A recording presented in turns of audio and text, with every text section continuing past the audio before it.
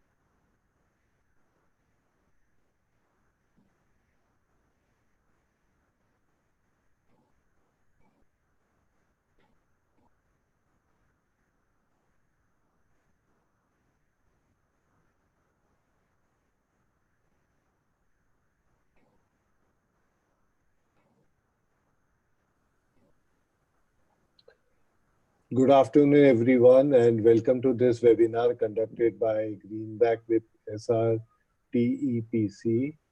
I would like to welcome Mr. Ronak Rughani, the chairman of SRTEPC, for taking this initiative and making this webinar a reality. I would hand over the mic to Mr. Rughani so that he can address the members. And after that, we will do a quick introduction to the speakers and get along with the webinar without wasting time. Mr. Ronak ji, over to you. Thank you, Manish ji. Good afternoon, everyone, and thank you for joining this webinar. Friends, you see, we've tied up with Greenback Advisory Services since the past 2 years, and we've been sending you notifications about these the dollar movements and all the other prices, etc., and their weekly reports as well.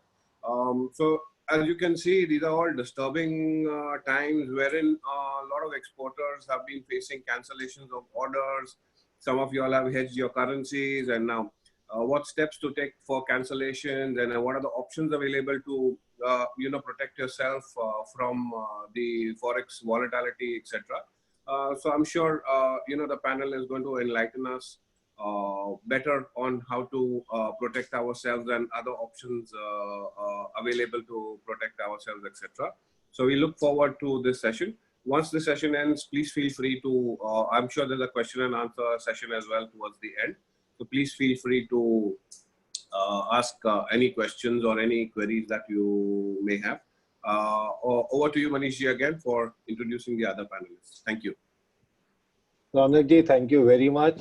Yes, friends, we have a question and answer session. So the way this webinar is designed is you have 15 minutes talk from 2 speakers, which takes 30 minutes. And from there on, it's question and answer. You can ask as many questions as you want. We'll be more than happy to answer to the best of our abilities. So without wasting time, let me quickly start introducing our 2 speakers today. The first one is Ganesh Srinivasan. He's a veteran of the industry. He's an MBA in finance and has spent 15 years with Greenback advising clients on risk management and financing. He has also spent 5 years of his life in the treasury of ICICI Bank. So he brings in the blend between both the consulting side and the banking side, which I hope you can use to the max. Along with him is Narendra Mahajani, who is also a veteran of the finance industry. He has spent more than 15 years in corporates, and he's finally decided to switch to consultancy and to move to the other side of the table. Narendra brings with him 25 years of experience. He is a rank-holding cost accountant and a chartered accountant. His ability to find solutions to complex problems set him apart from the rest.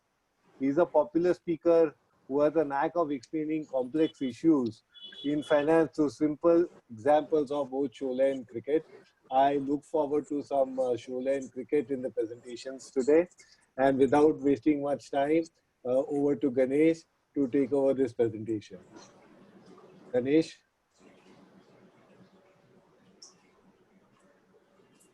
Yeah, thank you, Manish, for that introduction. Very good afternoon to all of you. Hope that you and your near ones are safe and fine. I, on behalf of Greenback, thank all of you for taking out your time today and welcome each one of you to this webinar, which will be addressing the current pains faced by both exporters and importers due to the lockdown imposed, which is necessitated by the unforeseen spread of novel coronavirus. The pandemic has affected the entire globe, and India remains no exception. Although few parts of the country are relaxing restrictions now, it is still a question mark as to when and how soon the country can get back to normal business days. As a result of this, production, sales, distribution, and the entire supply chain has got disrupted and has left a deep gash in businesses across sectors, including synthetics and textiles. We will have more challenges ahead of us in the post-new COVID environment. In this background, today we will be highlighting the pain points faced by exporters and importers in matters concerning forex risk and liquidity issues. I firstly address issues faced by exporters.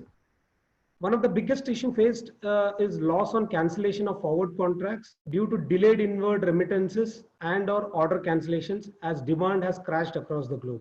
The fallout of this is twofold. Forward contracts are getting cancelled and PCFC which were drawn are getting deferred. Now, non-delivery of dollars for PCFC drawn earlier has another ramification. The PCFC gets crystallized in INR at current spot rates and will be charged penal interest and will be treated as INR borrowing ab initio. Some banks, of course, like SBI and PNB are providing term loans to finance these losses. In the current scenario, the credit risk of buyers across the globe has changed dramatically. Buyers who were top rated earlier have seen rating downgrades and they are at risk for likely default. Recent example is of JCPenney, who was rated a very good buyer but has filed for bankruptcy now.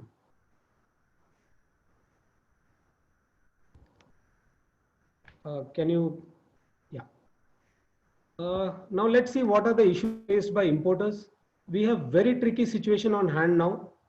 If you have imported raw materials and are expecting to use those, use your export receivables to retire the import liability, then in case the export proceeds are delayed or are not coming through, the import liability has to be paid and there could be crystallized forex losses due to the sharp depreciation in the rupee. Since you may have procured raw materials in bulk quantities, there could be large import liabilities. If the export remittances are not coming in, the import payments are getting due, you will have liquidity issue as well as cash flow mismatches. Earlier it was easy with buyer's credit structure, but now buyer's credit is getting more and more challenging, especially after RBI banned the LOU route.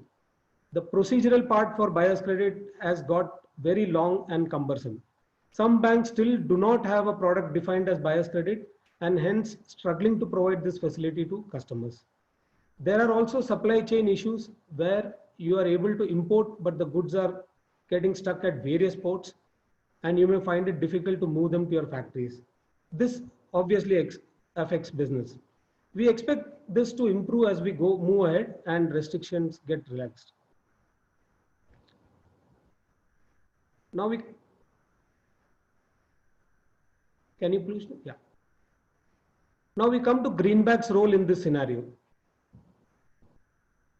We know that the moment you make your import payment, you crystallize your loss. Hence, we suggest importers should look to extend their due dates of their import liabilities, as the virus may not last forever and things will get better as we go ahead. We also learn from neighboring countries like China, Korea and Europe that the virus seems to have peaked and hence the lockdown in those countries are slowly getting relaxed. We expect the same to happen in India too, soon as parts are gradually opening. As a result, we consider We can consider postponing import payments instead of crystallizing the loss and taking a bet that rupee may not depreciate so sharply, as you could also look to get liquidity advantage. Due to the ongoing crisis, today one more challenge is to get to know the credit risk of the buyer. That is why we feel exporters should consider factoring for their export receivables. This is a without recourse structure with no collaterals and is also off balance sheet. We also suggest that for domestic sales, if your buyers are highly rated companies, we can work on receivable financing. We therefore strongly recommend credit insurance to avoid default. It will also help in getting financing on a without recourse basis for your exports. The risk of the buyer defaulting or delaying payments is transferred to the insurance company. This will also ensure exporters depend less on banks for post-shipment credit. If you have any doubts on the above, we request you to please get in touch with us on a one-to-one basis and for customized solutions depending on the specific case. Now coming to way forward. Hedging is a proactive process to be done with a proper MIS and benchmark for all exposures. This will bring in discipline and also a very scientific method to risk management. Due to large uncertainties and huge volatility, corporates should look to have a well-defined forex risk management policy which takes into consideration all aspects of the business. Corporates should also utilize alternative hedging products such as premium paying options apart from forward contracts. Options will not only help in protecting the costing of the transaction, but will also help in participation in case of a favorable currency movement. It will act as an insurance in times like this. Hedging is getting more and more difficult with banks at this time due to limit issues and also due to restricted timings of the market. We have alternative hedging platform of the currency exchange, which my colleague Mr. Narendra will explain in detail. Over to Mr. Narendra.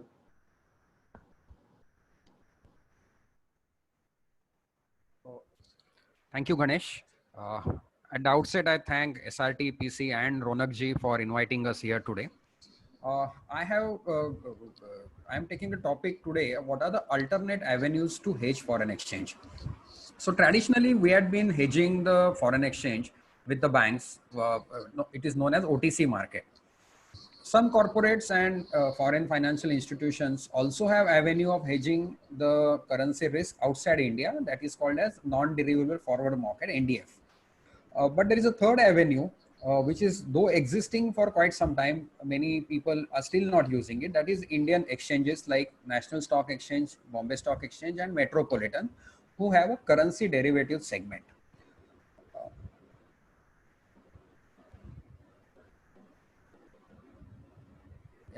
So currency derivatives exchange, they trade contracts which are in the nature of futures and options. So when you hedge forex in your bank, we do forward contract. So on a specific day, you have to give either the delivery of your exports or you have to take the delivery for your imports. While as exchange trade in a futures contract, which has a fixed maturity date, which is end of the month. And on that day, the the contract close at the RBI reference rate prevailing in the afternoon at 12:30. Similarly, options are also traded. Options have two maturities. One is a weekly and second is a monthly. At any point of time, we have 12 monthly contracts available, and exchanges trade in USD, INR, Euro, GBP and JPY. So all the major currencies are available on Indian exchanges. So why exchanges I'm recommending, though those exchanges are there for almost 10-12 years, why we are talking about currency exchanges today? So COVID-19 has created a unique situation that when we were going in the line with increasing market hours and sometime over the future, we were thinking of making our markets 24 hours like cross market overseas. Rather, today we have a situation that markets are open between 10 o'clock and 2 o'clock. That means the banks accept your orders of hedging or all receivables and payables between 10 a.m. to 2 p.m. While as the exchanges are open from 9 a.m. to 5 p.m. like the old timing. What it makes is any event happening before 10 o'clock or after 2 o'clock, you can always take the benefit. With the bank, what will happen? The next day market will open at a gap. either upward or downward. But till such time the exchanges are open till 5 o'clock, you are having the avenue to hedge your forex and keep yourself protected. Secondly, market-based, margin-based exposure is a unique feature of exchange. So exchange is not like bank where they assess your limit, take your collateral, securities and drawing power, etc. There is a simple method of keeping margin, and against that margin you trade. So margin is approximately 3%. So a situation which arises in the month of February, March, mostly the customers of Yes Bank, they were deprived of hedging in Yes Bank because the bank itself was in a problem.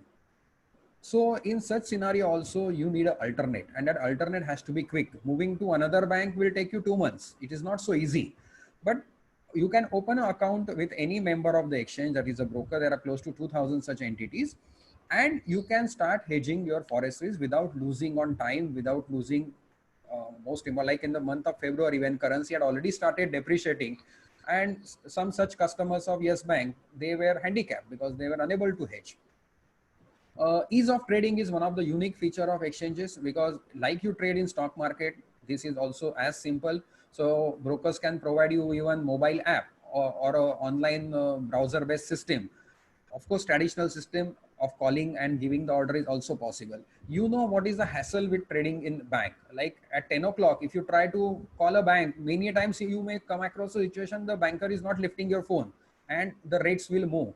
While as in exchange, anytime between 9 a.m. to 5 p.m., you can at a press of button hit your trade.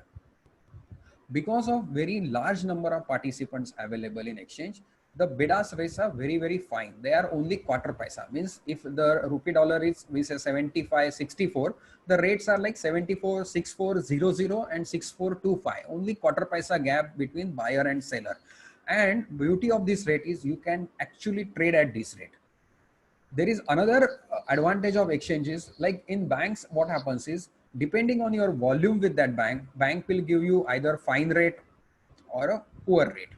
But in exchange, the trades are like in the multiple of $1,000. So the person with $1,000 exposure also gets the same rate which a person with $2 million trade will get. Okay, so that is the transparency and ease of operating in exchange. There is a minimal documentation. In banks, you have to give export order, import order every time you book a forward contract, or you have to take a blanket limit at the beginning of the year based on your projections.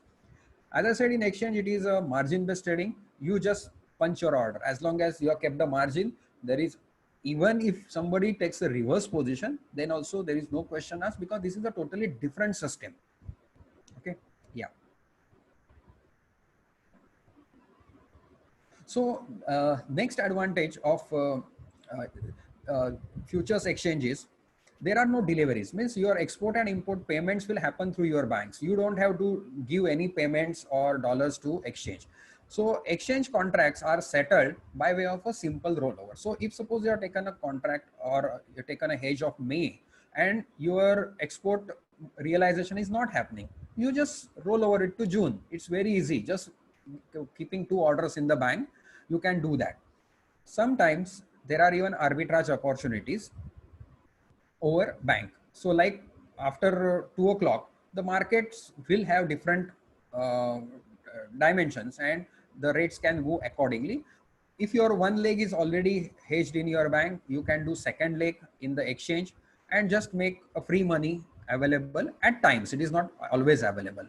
Exchanges do daily mark-to-market settlement, so there is no shock or surprise after 1 month or 2 months that you have lost so much. Every day you come to know whether your position is giving you good profit or good whatever. If it is negative, it's negative. Okay. Then there is an overall capping on the limit. So you don't have to take a limit like banks by making an application and a credit appraisal. There is an overall limit of $100 million, which is pretty huge limit. One can take large positions in that. Only thing is 3% margin you have to keep at all time with the exchange. Exchange has a very, very transparent system because you can see the entire order book on your screen and any member can see it from anywhere.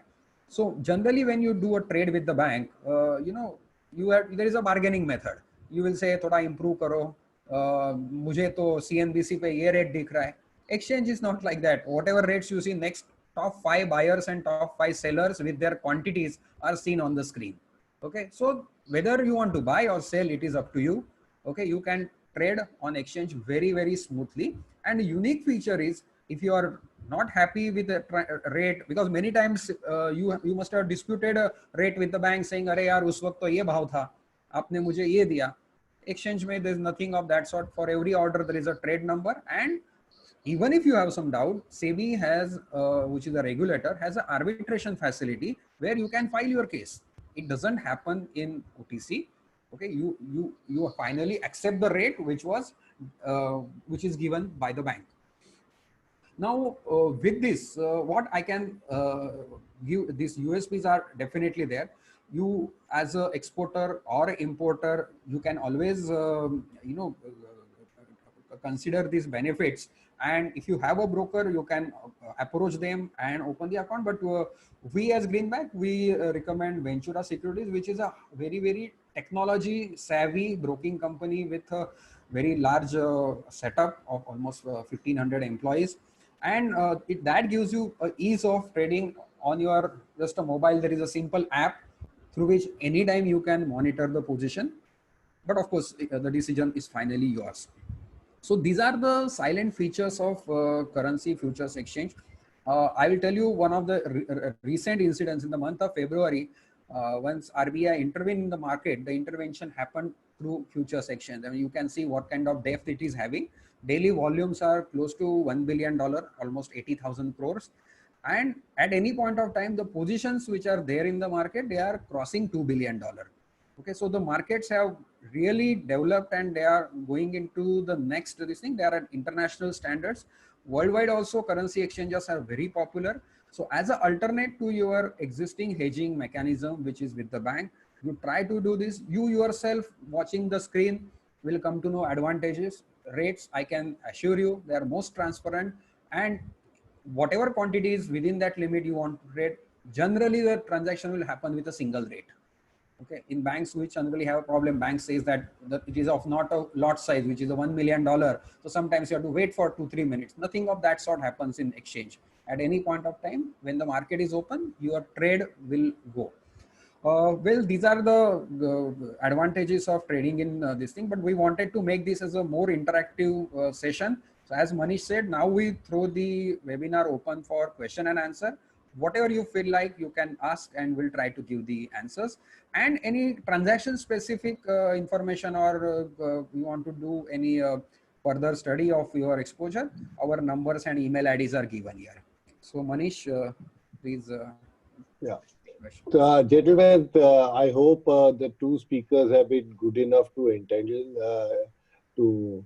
throw light on both currency markets and the problems that people are facing in this COVID era.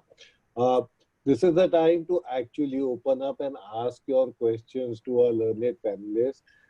If you are logged into the Zoom app, you have a tab called Q&A. Please click on the Q&A tab and ask questions. We'll be more than happy to answer. If you have joined through YouTube, you could ask questions by either sending a WhatsApp to Jailesh or Preeti, alternatively sending an email at advisory@greenback.in. So, friends, we throw up this session is now open for Q&A. We look forward to your questions and hopefully to answer and provide a solution which might add value to you.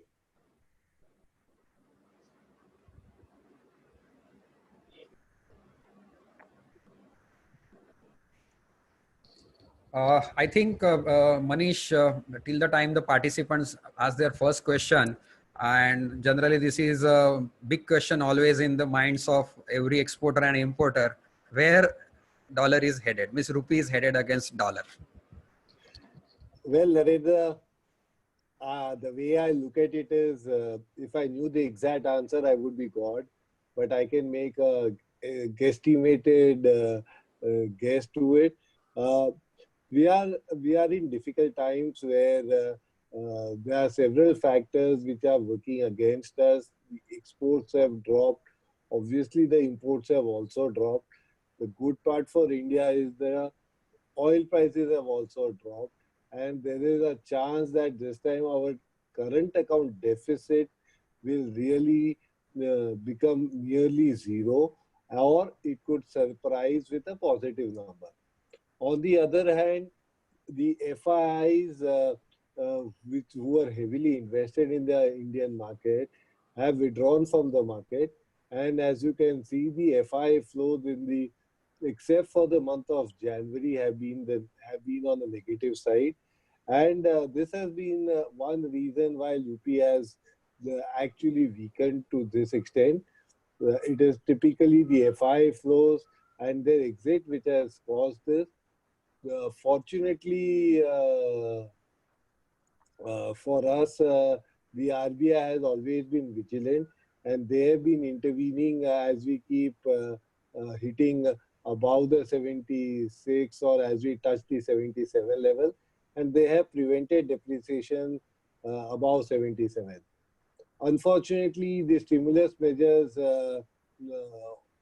actually brought out by the government will definitely put some stress on the fiscal situation, which could result in a rating downgrade for the country, which is negative for rupee.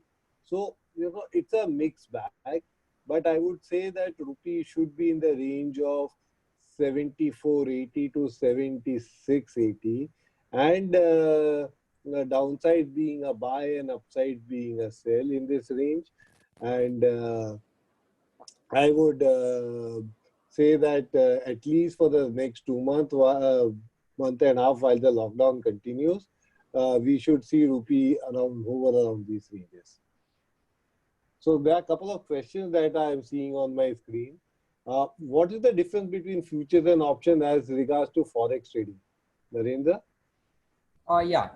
So I think your question is little on academic side, but I will explain. Futures are, you can say theoretically it is similar to forward, except the change is due date. So futures have a fixed due date. In Indian exchanges, it is last date of the month, means 2 days before the actually end because of some holidays, etc. So that day the contract has to settle. Either you close it or you roll it over. Options is like what we call is like insurance, wherein you have right but no obligation. So when you are in call option, that means you agree to purchase, but it is not binding because you have already paid the premium. If the rates are not favorable, you can just allow the contract to lapse. This is for the buyer. Of course, seller's liability is always unlimited. So option is a little complex in nature. Pricing is always a challenge with reading markets and watching the screens regularly. One can get a very good knack of options. But to start with, if you are not aware of it, don't start with options. You can start with forwards and futures and then migrate to options. But definitely it makes a lot of economic sense to use options at times. Thanks, Narendra. Next question is, if the US economy is expected to go down by 25%, what will be the impact on dollar and rupee? Manish, or you only?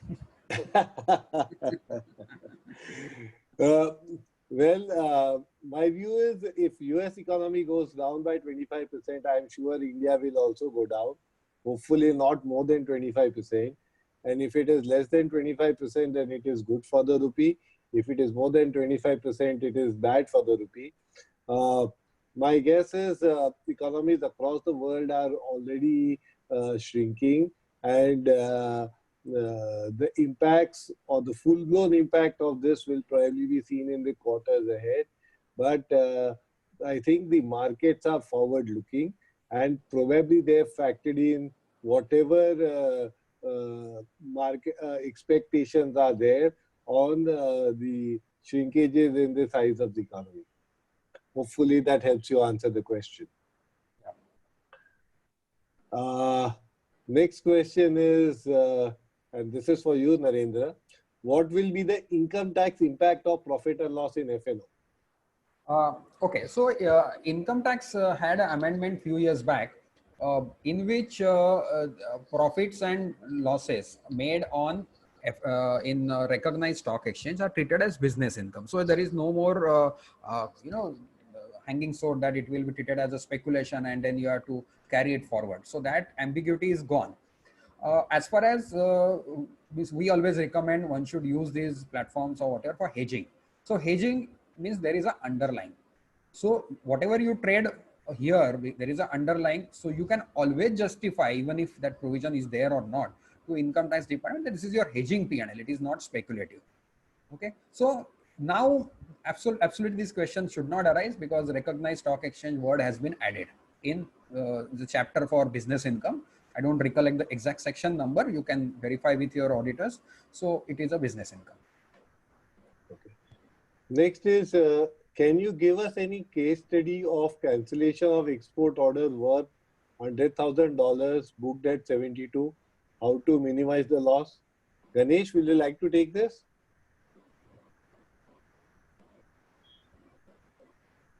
Ganesh?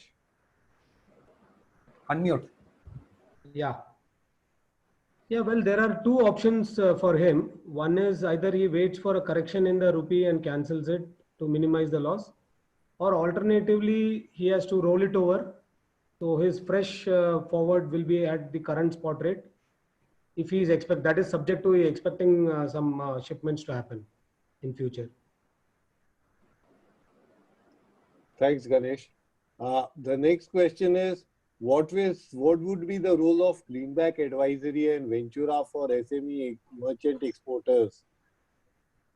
Narendra, would you like to take that? Yeah. So basically, anything you want to do on exchange, we recommend Ventura. Of course, if you already have account with some other member broker, you can continue with that. Why we recommend Ventura, I already explained. They understand the corporate side very well. They have a proper hedging desk, and they provide the platform as an exporter or even an importer would require it. Means where the difference is, generally you must have seen once you open account, you get a lot of SMSs of support levels and trade levels, etc., which a hedger should not be doing. Hedger should trade only when he has an order, and only when the money is received or paid, he should cancel it. So Ventura understands the specific requirements of a specific customer. So, and the most important is the technology part. Greenback, we are purely an advisory company. Okay, you can contact us for all your risk management related queries or requirements, and our team will be able to give you a customized solution. So I can just give you one example, like some of you of members of SRTPC might be purchasing raw material from a local company, but that price is based on international price, which since you are not importing, if you go to bank, you may not be able to hedge, or you don't know even, but definitely your import or raw material price is based on, say, crude oil fluctuation as well as rupee dollar fluctuation, and you want a customized solution how you can protect your future purchases. There definitely we can add value. We have done such exercise for few companies who have indirect imports, means in their balance sheet there is no foreign exchange exposure, but ultimately they are affected by foreign exchange rate. So similar such possibilities can always be thought of, what we can do and minimize the cost. Thanks, Narendra. Manish ji, if I may, sorry, I just had one thing which I would like Narendra ji or Mr. Ganesh Srinivasan to highlight us. See, most of the exporters, small and medium scale enterprises, they are aware of hedging, like forward contracts, futures, etc. Not many are aware of the options. So what I would like, once the question and answer session ends, please give us a detailed explanation of a 5-10 minute session on options and how to insure yourself, with an example of, say, for example, if I want to hedge $100,000. So should I go and what would be the effect if it's a forward contract, and what would happen if it's options, and the likely scenario when the maturity date comes. So give 2 examples so people can understand better that what will be the final risk, and they can take a call. Right now, my advice to all our members would be insurance against forex volatility. Do not try to that's what is more important. Then once the situation settles, we can look at other more volatile options. So like once this ends, I would request you to explain in detail about options. Thanks. Sure, we will do that. The next question is, will exports be given any special scheme from the center to boost it further? I'll take this question. And as of now, the government has actually not come out with anything specific for exporters, except on the regulatory side, they've extended the period for realization, which earlier was 6 months to 9 months. So government has recognized the fact that there could be a delay in realization, and as a result of which they've extended, or RBI has gone ahead and extended the period for realization. Other than that, no specific scheme to the best of my knowledge have been announced by the central government, which is specifically targeted at exports. I think the focus right now of the government is self-reliance. So majorly probably more towards import substitution. And the way the world is going right now, I think the world is also looking inside rather than looking outside. So many countries are also going to follow our Prime Minister Narendra Modi, asking people to be more nationalistic and buy local stuff. But anyway, as of now, to your specific question, no specific scheme has been announced by the center to the best of my knowledge. Narendra, you have any different take on this? Yeah, I think since this COVID has started, rupee has weakened by 6 to 7%. So all exporters, they are getting that benefit. That's what government might be thinking. Now they are It's the other way around. In fact, exporters have hedged at 72, 73 levels, and right now we are bleeding because we could not, fulfill the contracts. I know. Yeah, so from that perspective, Ronakji, government, at least a couple of banks that I'm aware of, and Ganesh did touch upon this during his presentation, is that couple of banks like SBI and PNB have announced a special program or a scheme for clients wherein their forex losses have been converted to a term loan, and this will be serviced over 1 year by the client. So effectively what has happened is that the immediate impact of that cash flow of the loss has been amortized or deferred over a year. No, I understand that, but again, that's there's an interest component to that thing being to a loss being converted to a term loan. So it's not, it's just trying to extend the hurt. No, actually, as a council, as an export promotion council, we had written directly to the RBI seeking a one-time allowance of a one-time cancellation because of the COVID uncertainty. Say, for example, any contract maturing in April and May. Of course, it was not very, very practical. We knew it was not going to be heard, but we did recommend and request them that, allow us a one-time cancellation so that exporters don't bleed in already on cancelled orders, on shipments which are already stuck. We're still expecting a reply. We're following up on that, but we're trying our best. I know it's not workable, but it's a thing to try. No, I'm trying. Yeah. Yep. So a couple of questions have just come in, so I'll take one of them. Dollar is at the all-time high, but again, exporters' cost of production too is expected to rise, seeing the various roadblocks one sees. I really am unable to understand this question clearly, but only thing I could say is, frankly, the rupee is also at an all-time low, and as a result, and plus we still have a 4% premium available to us. So, it is possible for you to capture the high dollar-rupee rate and also the premium, so as to take benefit of the higher exchange rate to offset the higher cost of production. The next question is regarding the interest equalization, and it says interest equalization is extended for 1 year, which is good for exporters. Answer is yes, it is good for exporters because you are getting subsidy. So at least for an additional 1 year, you will get subsidy, which is good for exporters. Your interest cost will reduce. So the next thing is, I'm expecting a $200,000 payment between 15th June and 30th June. How do I future hedge this thing? Narendra, future hedging? Yeah. 200,000. Yeah, so currently rupee dollar is quoting at 75.60. June month, still end of the June, future premium is around 30 paise. Okay, so you have to sell 200 lots of dollar. One lot is $1,000. You can do in a staggered manner. Everything you don't have to do at one go, and capture that 30 paisa prevailing premium. Now, I will also answer further questions. What happens if your payment comes on 15th, 20th, and 30th? Okay. You have taken the premium up to 30th June into consideration. So generally, when you do forward contract, you have to do specific 15-day or 30. And then if you do complete range, then you'll get the rate of 15th. Okay. But you are allowed to give delivery till 30th June.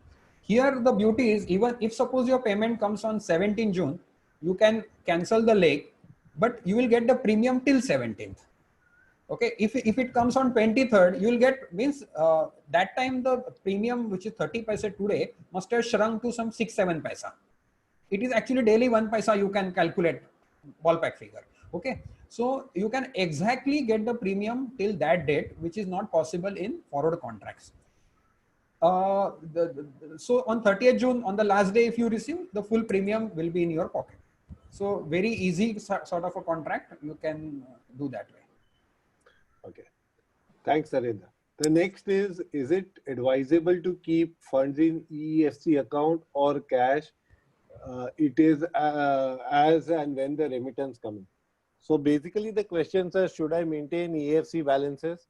So, you know, I would look at it very much from an arbitrage perspective.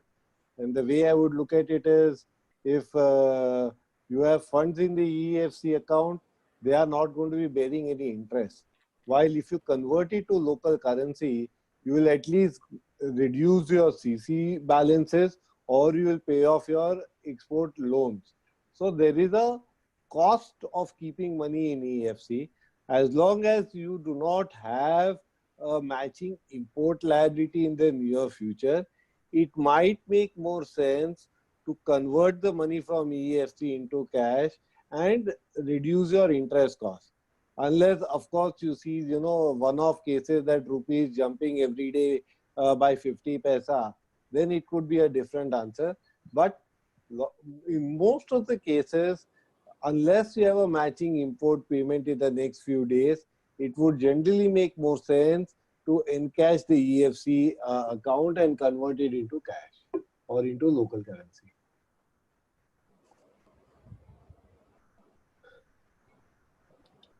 So Narendra, by the time I think people will put in more questions, would you like to quickly explain options? Yeah. So I think Ronakji, you gave partial answer. You mentioned that at 72, all your members have hedged, and today they are pleading. Am I right? So that's exactly where they could have done options. Suppose rupee was in a weakening zone. Okay, instead of taking a complete forward or futures position, if they would have taken option position of some say strike, say 73.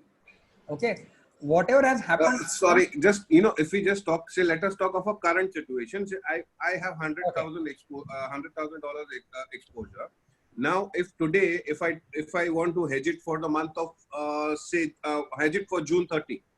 Okay. So what would be the effect on a forward contract, and what would be the premium or the expenditure on options, and what would it be if I don't, whatever this, and let us assume the rate is 76 on June 30. So what would be the effect? Yeah. Just if you give an example, our members will understand better. That's what I think. Okay. Otherwise you can carry. Okay. So now today we are at say around 75.50. Now, first of all, there is a particular assumption which I have to make where I see rupee. Okay. And accordingly, my hedging decisions will be, though one has to 100% hedge, all those things agree. But suppose at 75.50, I feel the downfall is sufficient enough. Government is taking measures, economy is opening. So rupee may start appreciating to say 74 or 74 half. Okay. My instrument of hedging will be plain vanilla forward or futures, where I will grab the premium, which is around 30 paise per month. Now So take the end June is 76 today. so end June is, so now suppose the 75.50 is the current price, 30 paisa premium, it is 75.80. I am getting 75.80 in futures. Okay. Now where the tricky situation arises is, I feel dollar can go to 77, okay, or 78. Now the options come in picture that I feel it can go to 77, but it doesn't go, it goes to 74. Then on the day my payment comes on 30th June, I will not get 76 also, I'll not get 75.50 also, I may get 74 or 74 and a half.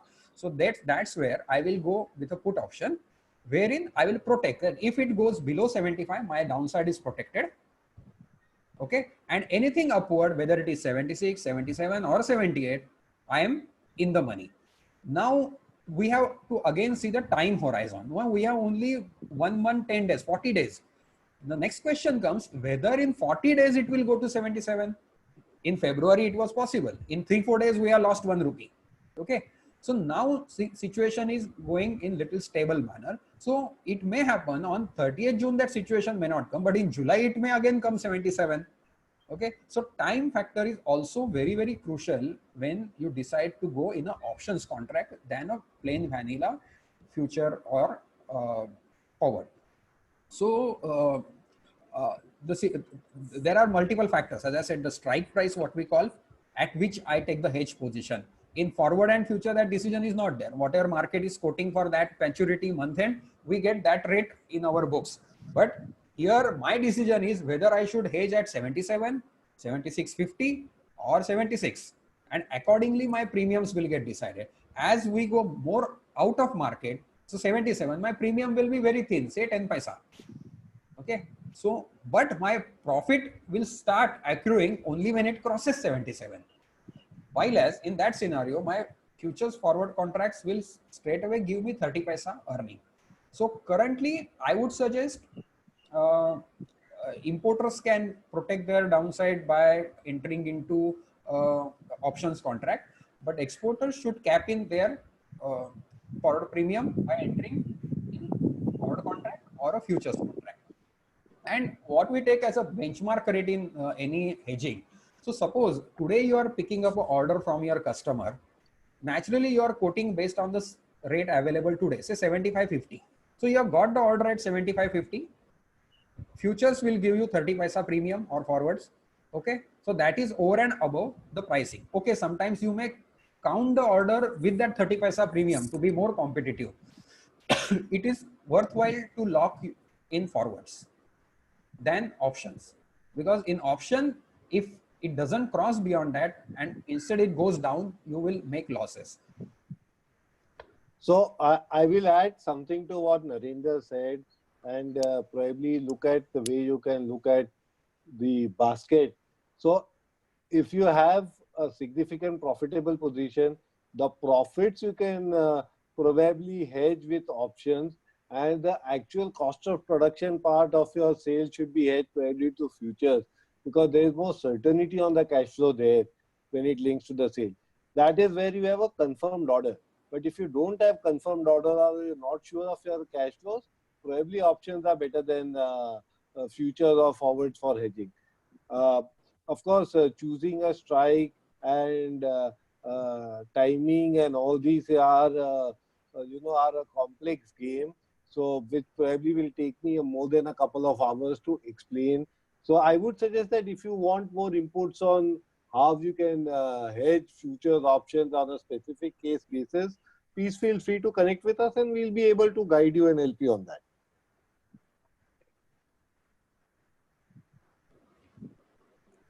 So I think on Manish, in chat window, there are some questions, I think.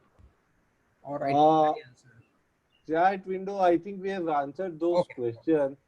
Everybody is asking us for the copy of the PPT. we will share it with the association and we'll request the association to circulate the same. And this particular today's complete presentation is recorded on YouTube. So even we will also share a recording of this session of today. So you can always go back and have a look at it in the future. So Manish, I think I will just ask you one more question about this whole package which has been announced. From the perspective of where we see India's deficit and resultant impact on the currency, just on macro level, not very detailed. Correct. So Modi ji had promised a 10% of a GDP package. When we actually went down to, again, we don't know the full impact because we have not seen all the schemes in black and white. But from the announcement that followed with the finance minister giving out the estimates, I would estimate the package being more towards 2.5% of GDP and not 10% of GDP. So there is a hole in the balance sheet of the country, but probably not as big a hole as envisaged by the Prime Minister. And this would probably be a saving grace, and this probably could be one reason why the rating agencies may hold off downgrading credit risk of the current of India, and which is definitely positive for the rupee.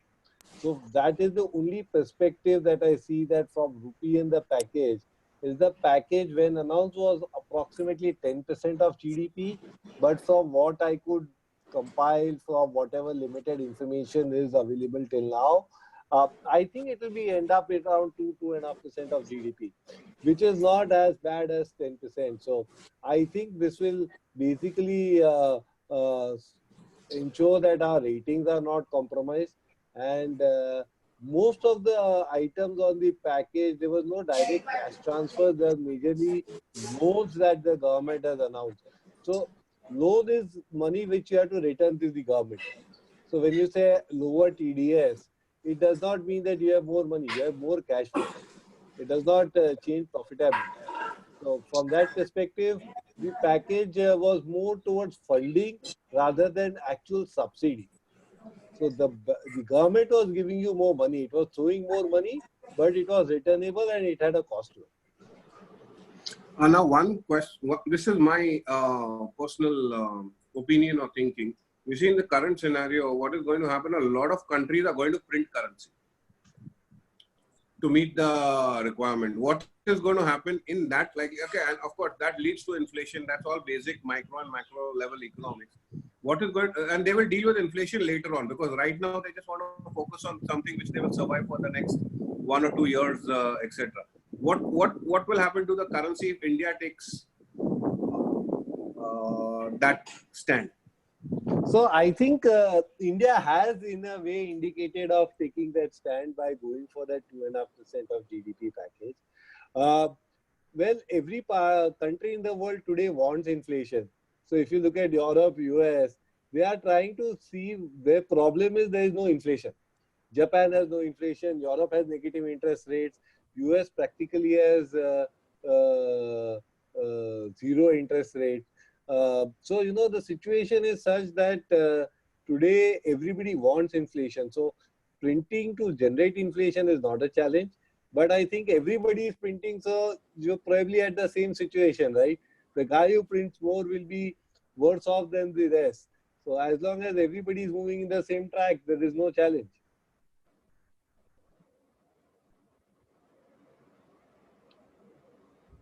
So it's relativity. Exactly. So who is printing more? So if everybody prints 2%, then again exchange rate is same. I think everyone is going to print. That is the... Yeah, but who prints more and who prints less? That is the key now. Yeah, depends on that. Let's hope for the best. Yeah. So other day I was asked this question. So I said, let's be in ink business. So we are all paper also. Paper and ink. Yeah. Anyway, any other questions, gentlemen? Yeah, I think the rest we can take offline whenever they send us an email or WhatsApp. Sure. So at the end of it, I would like to thank everybody for spending their time and attending this session.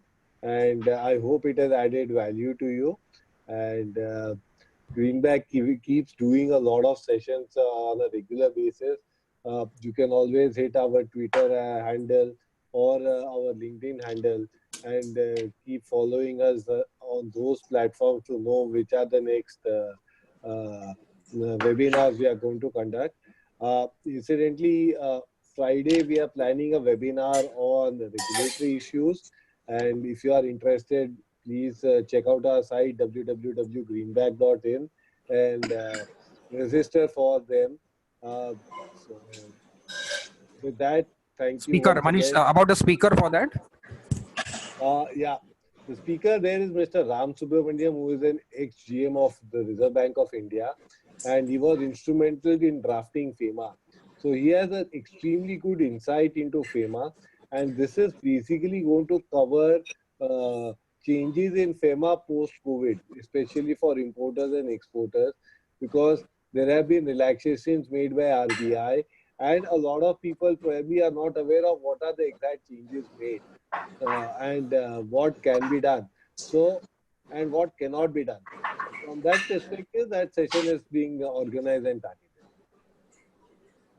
So once again, thank you very much for spending your time and participating in it. Thank you, Ronakji, for giving us your platform to address your members. No, thank you. Thank you once again. See you, Absolute friends. pleasure. Bye. Thank you again for the insightful, webinar, and I hope our members can, really benefit from it. Thank you very much. Thank you, Thank you. Ganeshji, Bye. Manishji, Manendra. Bye. Thank you. Thanks. Bye. Bye.